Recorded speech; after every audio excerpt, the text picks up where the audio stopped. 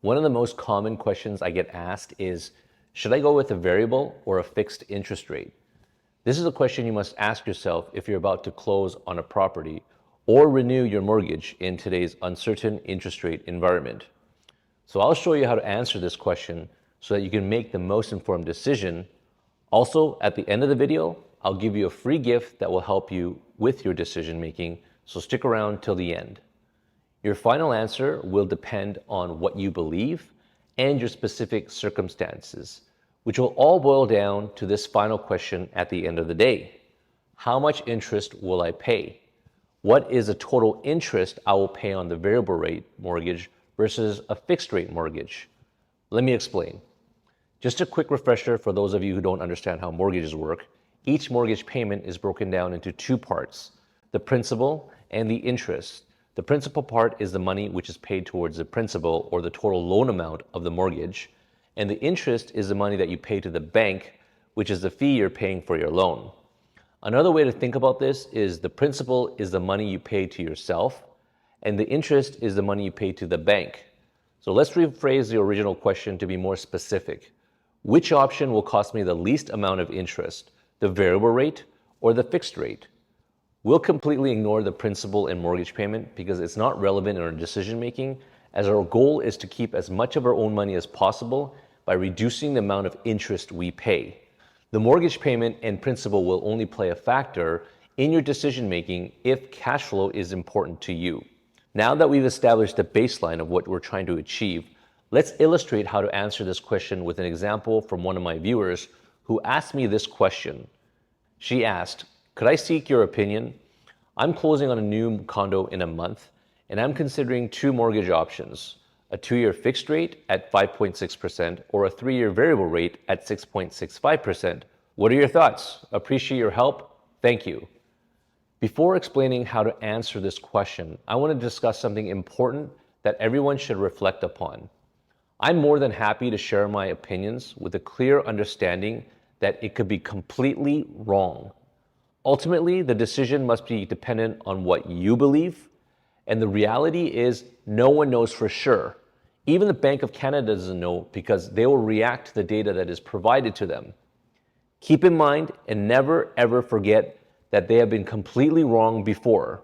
Remember this?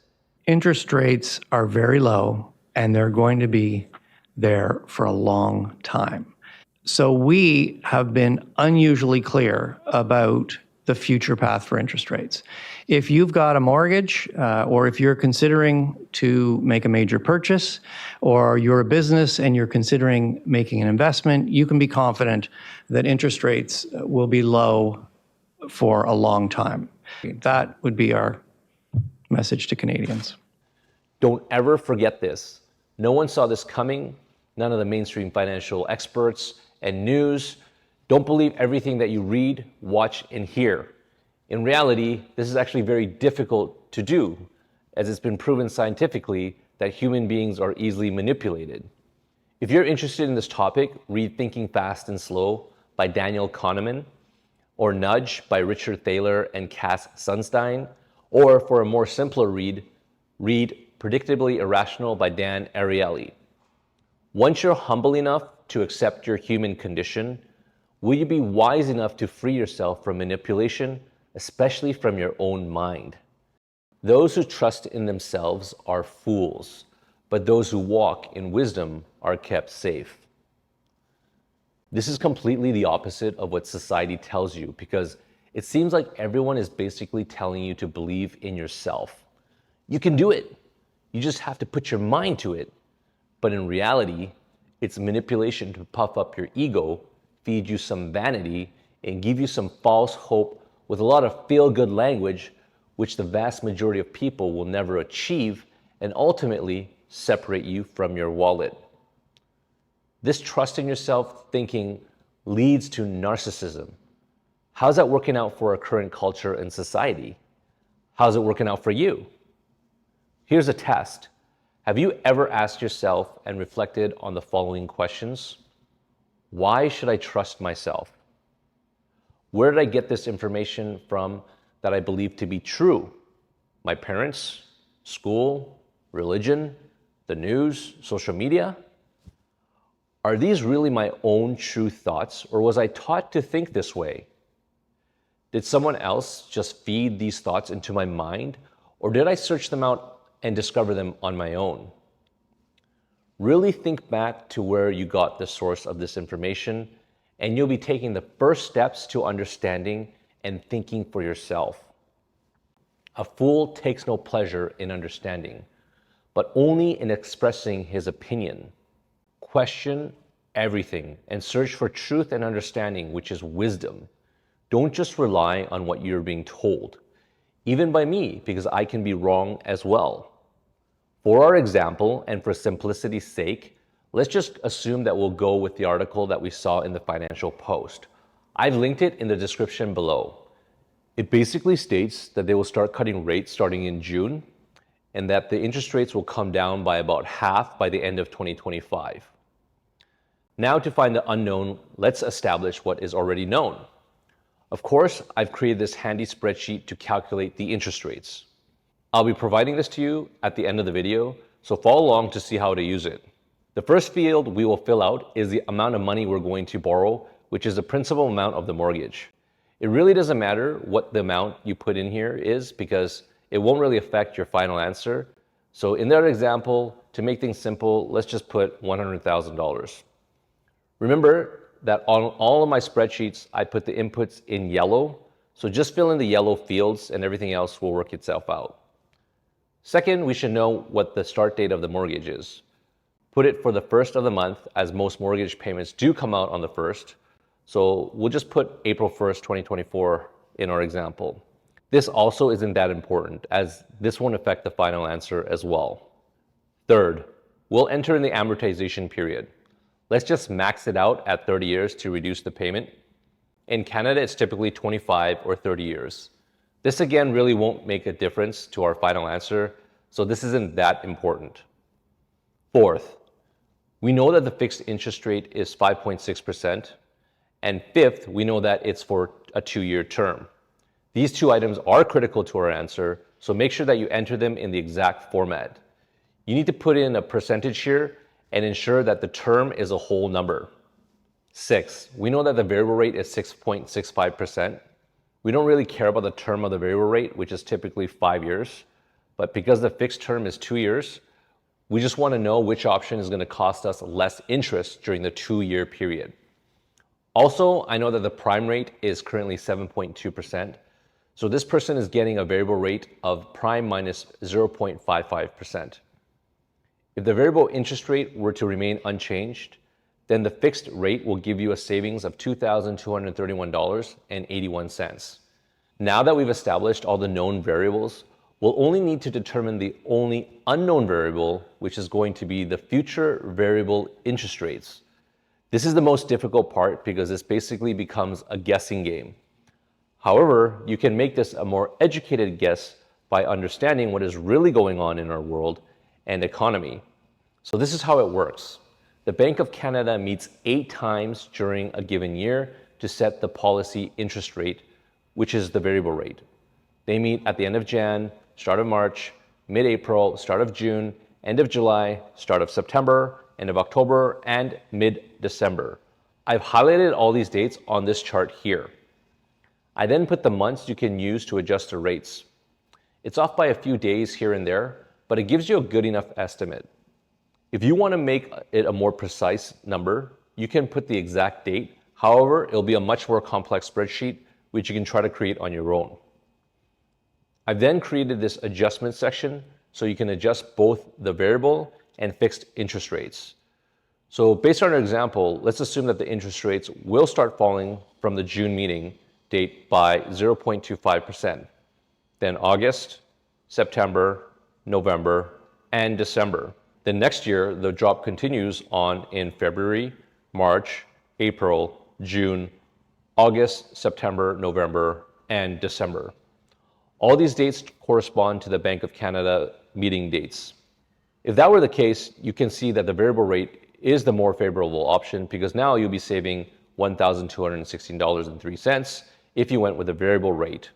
In the first year, the fixed rate is cheaper by $347.59, And in the second year, the variable rate is cheaper by $1,563.62. So in total, the interest rate is going to be much cheaper going with a variable rate in this scenario. In this way, you can adjust and modify the interest rate for yourself based on what you think is going to happen in the future following this guideline. I only created this to look at a 5-year term, as the majority of mortgage terms in Canada are less than 5 years. I personally never had a mortgage of more than this period. Also, predicting further than this period is pointless, as the further we move out, the more unpredictable things become. The lady who asked me the question had the belief that the rates were going to rise. If that's the case, she may have wanted to consider a longer fixed period, like 5 years. You can now get 5-year rates at below 5%. So let's go back and adjust this to 4.9% and 5 years to see what happens. Let's also assume that she was wrong and that the experts were correct and that the interest rates will drop, but only for this year, and then stops for the next 4 years because inflation still isn't under control. In this scenario, the 5-year fixed rate was the correct choice, as she would be saving just over $3,300 in interest by going with a fixed rate. Can you see how you can play around with this tool to see how many times rates would have to drop before it makes sense to go with a variable rate, and help you with your decision making on what to go with? In this scenario, if rates were to drop 1% in 2025, it'll make sense to go with the variable rate. So to summarize everything, to answer this question on which rate to choose, the fixed or the variable rate, we need to, number one, enter the known variable on the spreadsheet. Number two, guess the unknown variable by adjusting the variable rate according to the Bank of Canada meeting schedule. Then number three, see which is cheaper and go with that rate. This is not financial advice, but I'm sure you'll want to know what I'm doing personally. So I'll tell you and explain the reasoning behind this. However, I want to stress to you that you should consult with your financial advisor to assess your risk tolerance and future financial plan. Then go with what fits you, not me. Historically, if you looked at any period prior to the recent interest rate hikes, it was common knowledge in the industry that throughout history, the variable rates beat the 5-year fixed rates the majority of the time. Throughout my personal 2 decades of buying real estate, that's been the case as well. Every time I went with a variable rate, I paid a lot less interest than the fixed rate. Only in the past 2 years has this changed. After the rates have gone up, I put my new mortgages on variable or short-term fixed of less than 2 years. I personally believe that the Bank of Canada will start dropping the rates, because if they don't, they'll bankrupt the entire country. They foolishly built the Canadian economy on real estate, so if this crumbles, there will be a catastrophic chain reaction of events that will hurt a lot of people and perhaps destroy the Canada as we previously knew it. And I hope that doesn't happen. Plus, there's going to be an election next year, so if the current government wants to have any chance at all of getting re-elected, they must stimulate the economy somehow. So there's a very high probability that Canada will fall back on its classic playbook of dropping interest rates and flooding the economy with cheap money. I don't see any other play for this government because they have just decimated everything. To give you an idea of how much new money was created since Justin's government came into power, just take a look at the M2 money supply in Canada. The M2 money supply is defined as all the banknotes and coins in circulation, plus personal checking accounts and current accounts at chartered banks. In addition to personal savings accounts and other checking accounts, term deposits, and non-personal deposits requiring notice before withdrawal. Basically, it's the supply of money flowing through this country. Trudeau came into power in November 2015, and at that time, the M2 money supply was at $1.38 trillion. The last data as of Jan 24th shows it's now at $2.49 trillion. That basically means that $1 from November 2015 is now worth 55 cents today. Do you understand why everything is so bloody expensive today? It's because your purchasing power is a lot less. The government has robbed you blind with inflation. If you're familiar with Thomas Sowell, he has a great quote about inflation. It is a way to take people's wealth from them without having to openly raise taxes. Inflation is the most universal tax of all. By the way, if you haven't read Basic Economics, I highly recommend that you take a read to expand your understanding. You'll understand a lot more about the economy and understand things like why rent controls don't work after reading this. Not only did our current government cause major inflation, they also raised taxes like this new carbon tax that was just passed. Don't be fooled, Canadians. That small amount of rebate that you're getting back from the government is just a fraction of the money that they're stealing from you. You wonder why so many Canadians are struggling to make ends meet? I'm sorry to say that it's not going to get any easier from here. This is just the tip of the iceberg. The way to crush the bourgeoisie, which is the middle class, is to grind them between the millstones of taxation and inflation. Looks like Justin is taking a play right out of Lenin's playbook. Have you ever asked yourself, why in the world would anyone do such a thing? Either it's complete incompetence or planned. What do you think it is? Don't be deceived by anything anyone says or what you read in the media. Just be practical and look at your grocery bill, your cost of housing, pretty much everything that you buy. Then compare it with your 2015 numbers. There needs to be a reckoning to fix this problem.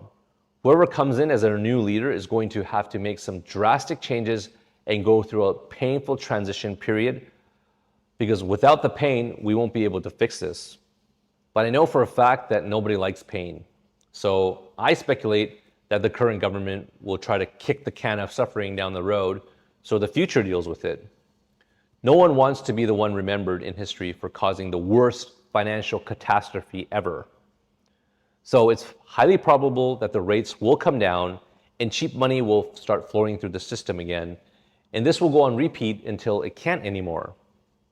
But by then, most likely, they'll have a central bank digital currency and a social credit system which will actually solve this problem.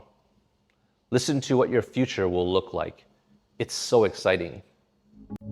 The fourth industrial revolution will impact our lives completely. It will not only change how we communicate, how we produce, how we consume, it will change actually us, our own identity. And of course gives life to such policies and developments like smart traffic, smart government, smart cities. What we will see is that everything will be integrated into an ecosystem driven by big data and driven particularly by close cooperation also of governments with business, civil society. And this revolution will come at a breathtaking speed. It will be like a tsunami. And actually, it's not just a digital revolution, it's digital, of course physical, it's nanotechnology, but it's also biological. Listen to this. Instead of carrying your wallet in your back pocket or your purse, a tech company wants you to keep it under your skin. All right, so let's explain here. Walletmore is selling microchips implanted in your hand as an alternate payment. Could this be the future? Maybe. Once you set up your card info in the company's app, look at this, it says payments could be as easy as swiping your hand over a card reader. When Elias Brotberger goes to work, he doesn't need ID.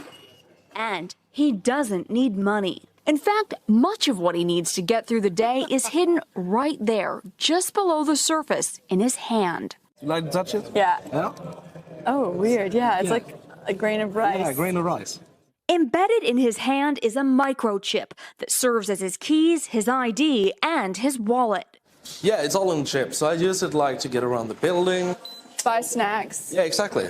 Let's buy some snacks. Exactly. So I can't open it. No. Okay. So what I need to do is I need to first blip my chip, and it will log me in, and from there I get access to the fridge. Popular TV shows like Black Mirror have imagined chips as part of a dystopian future. Install ingrain procedure with local anesthetic and you're good to go. In Sweden, the microchips are already here. The microchip implants use the same technology that's in contactless credit cards. which have made cash pretty much obsolete in Sweden. No cash. At this tech fair, a chipping event for those on the cutting edge, merging their hands with this new technology. I thought it would be fun, right? The process is simple and swift. A pinch of the skin, and in a matter of seconds, the chip is inserted. The transformation is complete. As for the pain, I barely felt it. but even in this nation of early adopters, not everyone is racing to get chipped. Feel less human. I will feel like a robot. I think, it's so much more data can go into this, when it's in your body. There's no central registry tracking how many people are chipped, but biohacker Hannes Wellblood estimates between 5 and 10,000. In the future, do you think everyone is going to be chipped?